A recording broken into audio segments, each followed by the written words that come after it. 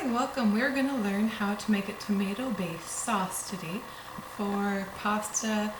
You can use it for any kind of pasta, for example, lasagna or just spaghetti, whatever kind of pasta, but we're going to learn how to make a tomato-based sauce today. So what I've done is I've gotten my ingredients, I've got my tools, so I'm going to be using a knife today. I'm going to be using a garlic press, that's what this is.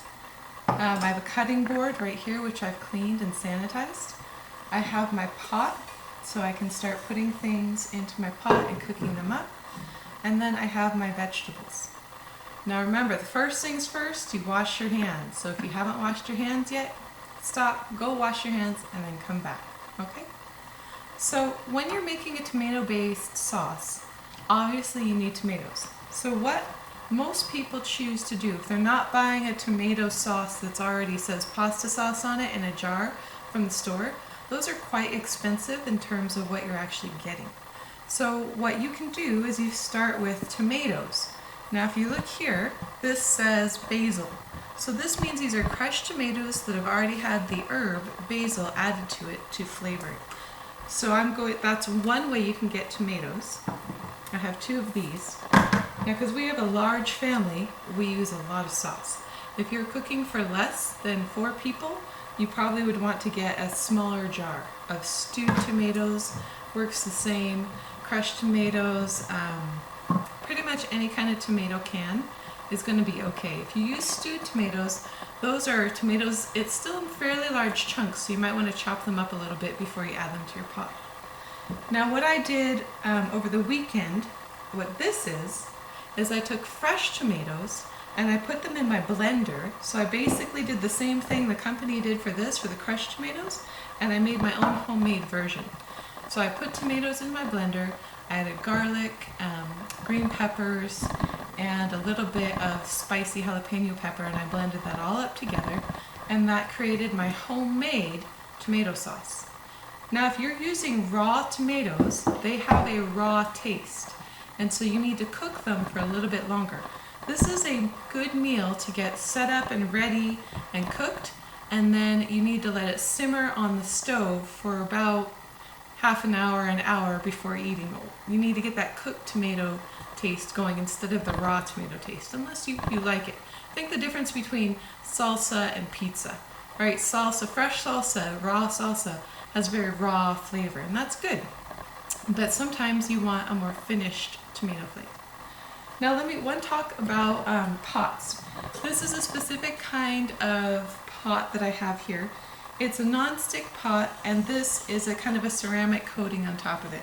It's called ROK, R-O-K. And I happen to like working with these. If you're working with tomatoes, this is something that's only important for high acid foods, like tomatoes have a lot of acid in them. High acid foods can leach the metal ions out of your cookware. So you either need to use something like this, which is baked on ceramic covering, or you need to use stainless steel. You can't use aluminum with tomato sauces. Well, you can, but the problem is that the tomato acid leaches the aluminum ions out of the aluminum pan, and then you're eating aluminum when you eat your tomato sauce. And that's actually really bad for your brain, because aluminum is one of the things that's been linked to mental diseases. If you have ever had anybody in your life who's older who has Alzheimer's, for example, Alzheimer's has been linked to a high aluminum in the brain. And once you take in aluminum, you don't pee it out. It goes somewhere in your body, and it does go to your brain. So that's why you never use aluminum with tomato base. And in fact, in our family, we just have a no aluminum cookware rule, period. We don't use aluminum to cook anything. Everything's either stainless steel or a ceramic base. Okay? So before you have a knife and a cutting board and you start using it, you need to have knife safety understood. You need to know what you're doing with the knife. Should I do this? No, right? You have to be very careful. If I was cutting this onion, I would always make sure my fingers are on the other side of the knife. So what if my fingers were down underneath and I started cutting hard? I would cut my fingers right off. So you have to be extremely careful and use good knife etiquette when you're cutting. So what I'm going to do is I'm going to take my celery, my green onions, and my onion, and I'm going to chop those up with the magic of TV. I'm going to speed it up so we're going to pause right now. I'm going to chop these up and then we'll continue. So what I've done so far is I've chopped up my onions, my green onions, and my celery, and that's what's in here. Okay, and then now I'm working on my bell pepper, and I thought I would take a minute and show you how to properly get a bell pepper prepped. So here's my bell pepper, or sweet peppers they're called. You take your knife and you cut out around this, and then you just pull it out. Okay, voila. Almost all the seeds come out this way.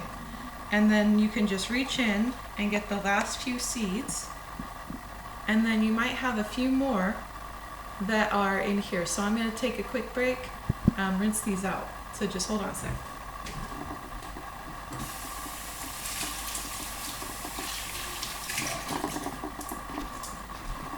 Because while sweet peppers are sweet, the seeds are still a bit spicy, and it's not really pleasant to chomp down on those seeds.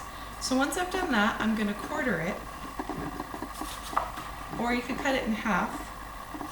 Makes it a little bit easier to work with. Because my bell pepper is a little bit older, you can see the skin's slightly wrinkly. What that means is it's going to be a little bit harder to cut. So I'm going to put the skin on the cutting board, skin down, and then I'm going to draw my knife along it like a pencil. Okay, so you're drawing like a pencil. And then I get some strips like this, and then I'm going to chop them into little pieces.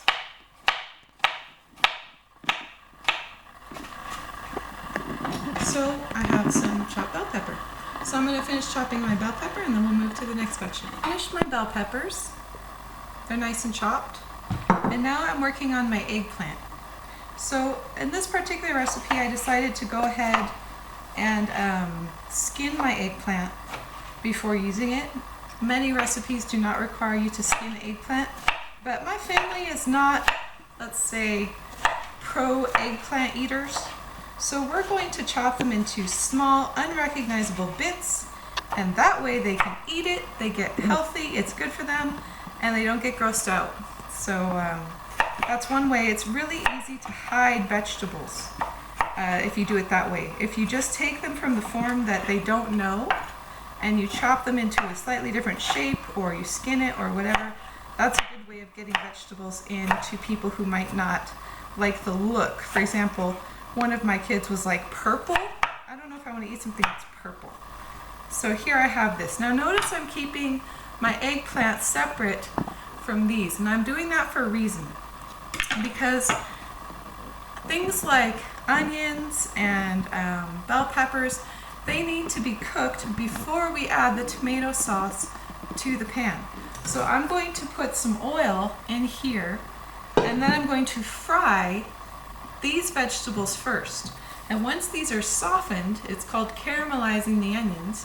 The cooking brings the sweetness of the onions out. So you fry them first, and then you add the tomato sauce, or the homemade if you're using that. And then you add any other veggies that you might want to add in that don't need to be fried. So for example, I have some chopped spinach I'll be using, and some fresh herbs. And I wanted to show you something really quick. This is actually an ice cube. I'm not sure if you can see. It smells good. This is an herb I wanted to add to my my sauces when I make tomato sauce, but I got a bunch of herbs and they were starting to get dry in the heat. So I chopped them all up, I stuffed them into ice cube trays, I filled the trays with water, and then voila, I froze them. So anytime I want to, I can just take out a couple of ice cubes of herbs and add them to the dish and keep the rest of them in a plastic bag. And so what I've done before is this is a plastic bag of some herbs as well. And so I can just keep that all ready to go at a moment's notice. Now one thing I wanted to note is that it is a pain to be chopping all these things at once. And you might have a whole onion you want to chop up, but you don't want to eat it that meal. So that's fine. If you want to, you just do all the chopping at once. So for example, I have this giant bowl of chopped goodness now. I could take a plastic bag and I could put my chopped onion or bell pepper or green pepper, whatever, into my bag. I seal it, try to get out as much air as possible, throw it in the freezer, and it'll stay in there for quite a while. And then you just, whenever you need it, you go ahead and open it, throw some into your recipe, and then you're good. So this is a way to save some of the work that you have to do in prep to make things quicker. Okay, so I'm going to move to the stove top and get this frying. Okay, so I have my pan, and what I've done is I've put my olive oil in there. Now if you were making a meat sauce, this would be the time that you would actually cook up your meat first.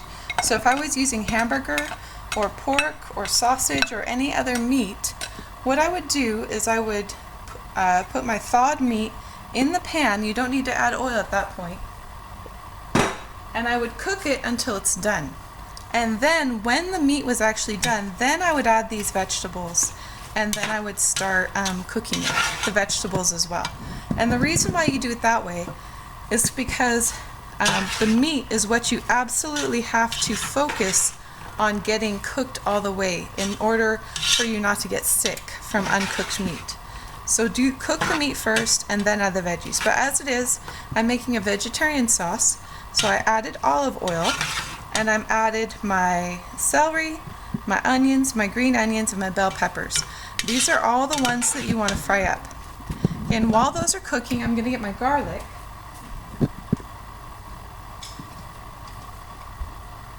So this is a giant clove of garlic, and I'm going to put it in my garlic press. It's not going to fit exactly, but that's okay. We'll smush it in there somehow. Okay.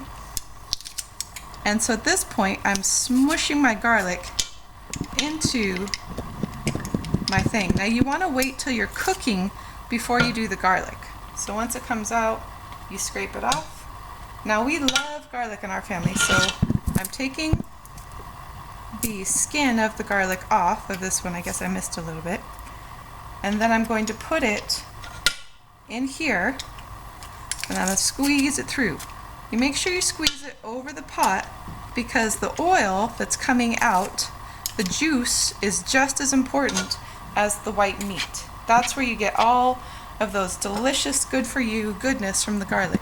Garlic is actually extremely good for you. It's been shown that people who eat regular garlic tend to have fewer infections, tends to help your immune system. It's antibacterial, and you know, they say it keeps the vampires away, right? So, gotta eat your garlic. Who knows what's going on out there in the world with bats and viruses and everything. So I put it all together, and now it's starting to heat up, and I'm going to fry it till it's soft. Now the way you can tell with onion, if you look right here, this onion is white. When this is cooked, that onion is going to be more or less translucent, almost see-through. Okay, so I'll show you in a minute, but I'm going to stop it now so I can cook it up, and then I'll show you what. Alright, so we have our things chopped up. You can see that the onions have started turning a little bit translucent. That means they're just about done cooking. So what I'm going to do next is I'm going to put in my eggplant. Okay.